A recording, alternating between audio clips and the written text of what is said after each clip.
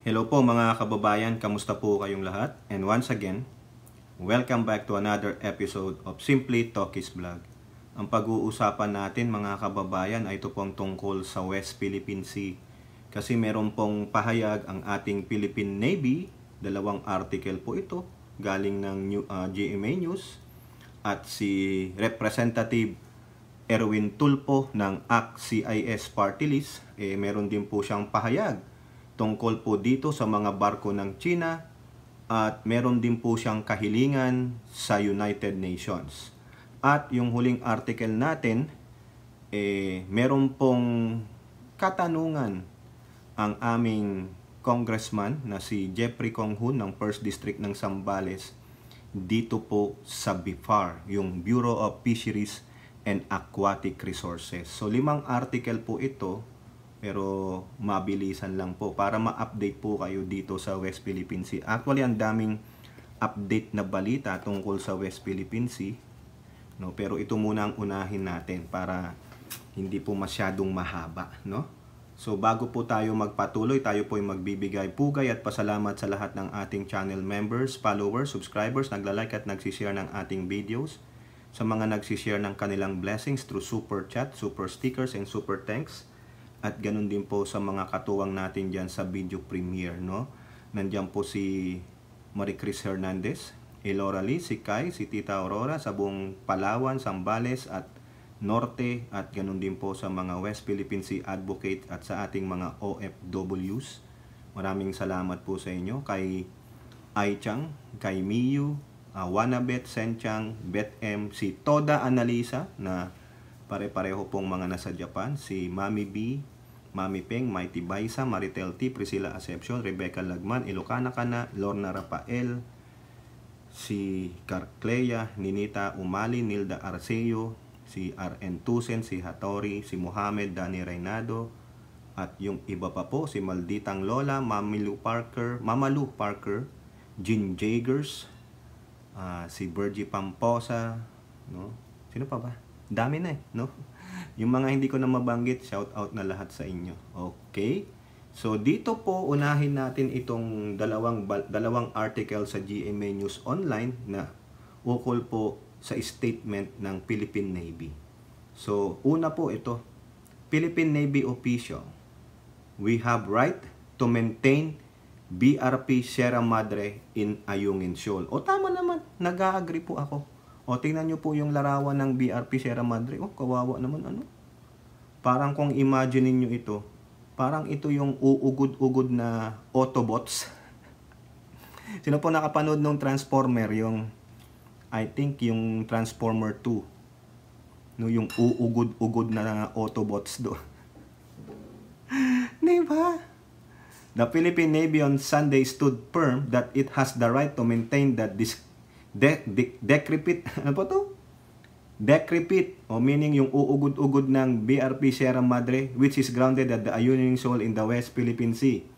Ang sabi ni Philippine Navy Commodore Roy Trinidad, spokesperson for the West Philippine Sea, ito ay commission vessel ng Philippine Navy.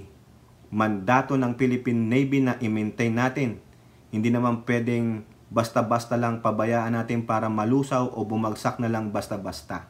Okay, tama po yan, no?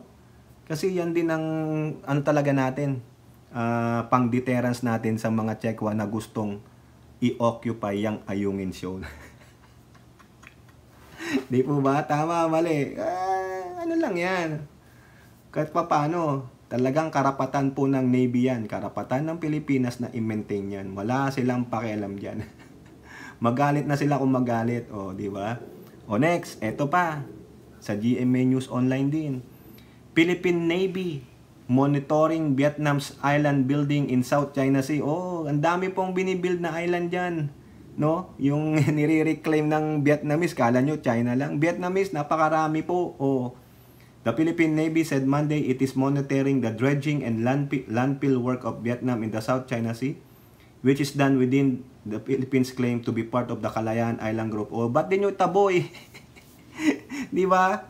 Nakatutok naman tayo doon. But I believe the more appropriate agency to give the details of that will be DFA. may action naman ang DFA doon. Nung panahon po ni Apo Lakay, tinitira po yan. May constant monitoring po dyan noon. Nung nawala na si Apo Lakay, ayun na, iniwanan na po Okay? Even as the Philippines and China continue to spar over the territory, Vietnam has been conducting dredging operation of reefs and occupies in the South China Sea. Yun nga po Kumbaga, tayong dalawa, nag-aaway sila naman. Gawa lang naman. Sige, patuloy nyo pa away nyo, wag nyo kaming pansinin. Ganun lang yan hanggang sa, meron na silang base doon. Di ba? The Barque Canada Reef has reportedly doubled in size to 412 acres from its former 238. Sige, reclaim lang kayo ng reclaim hanggang sa magalit na ang kalikasan, mga hinayupak. No? Expansion and construction also happening at Discovery Great Reef, Namyet Island, and Pearson Reef. Sige, nakaw dito, nakaw doon. Wala man tayong ginagawa. Sige, hinahayaan lang. Ngayon. Pero hanggang monitoring na lang tayo. Wala tayong magawang aksyon. Ganun po tayo kabagal. Ano na nangyari? Ano na nangyari dito, Pangulong Bongbong? Nakakonsentrate tayo sa China. Yung pala, yung Vietnam, tuwang-tuwa, no? Porsigido. Ano ginagawa natin? Wala, monitor lang. Mayaan nyo lang may tayo. Monitor lang. Walang action. Pero sabi niya, nandun sa ating Kalayaan Group of Island, monitor lang. Monitor lang. Ganon.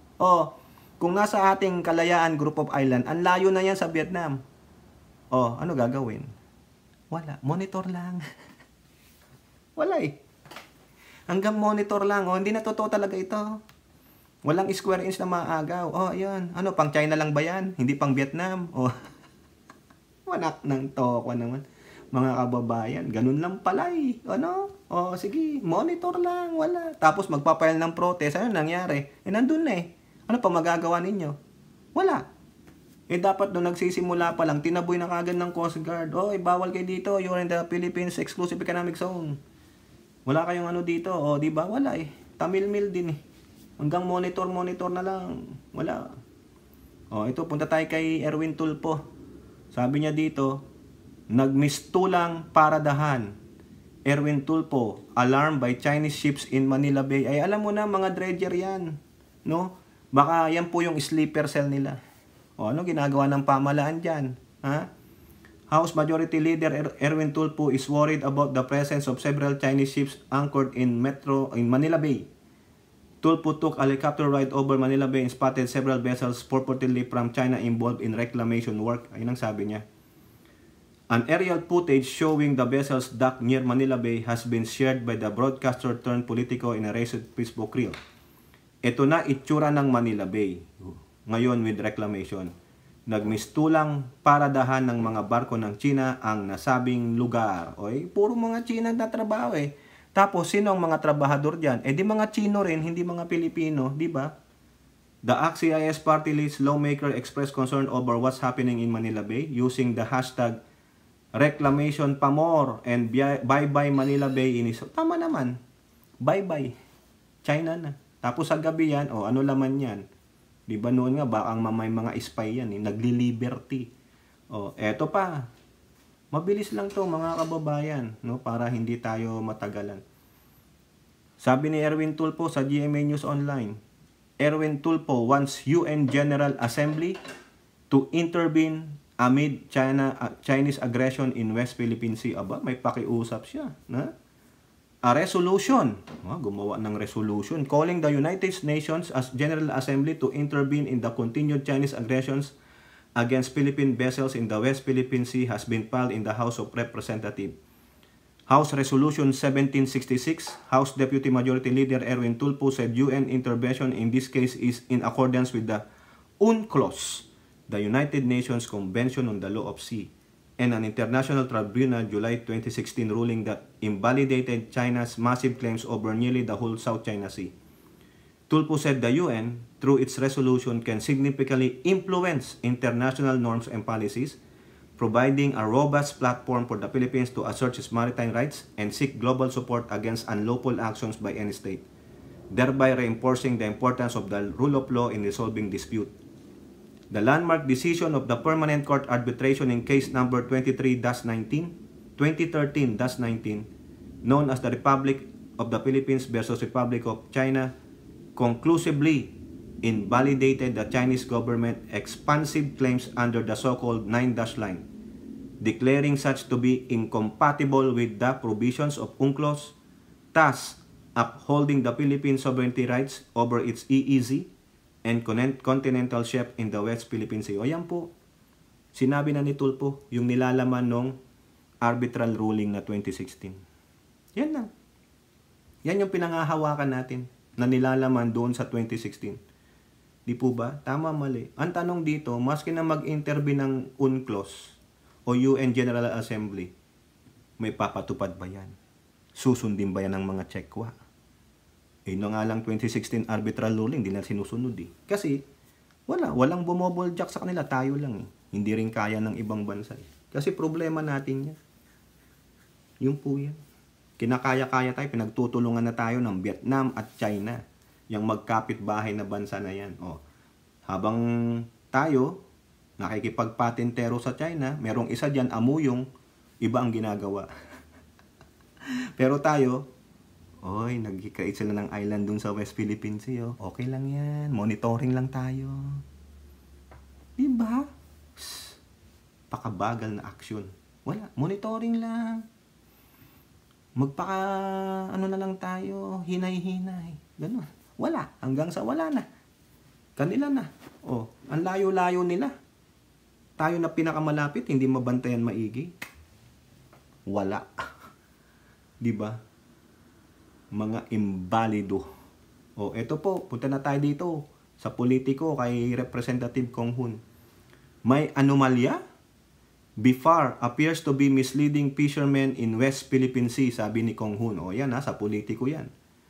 House Assistant Majority Leader and Zambales Representative J. Kong Hoon has called for an investigation into the reported shortcomings of the Bureau of Fisheries and Aquatic Resources in providing adequate assistance to fisher folks in the West Philippine Sea. Naku, natutulog sa kongkungan.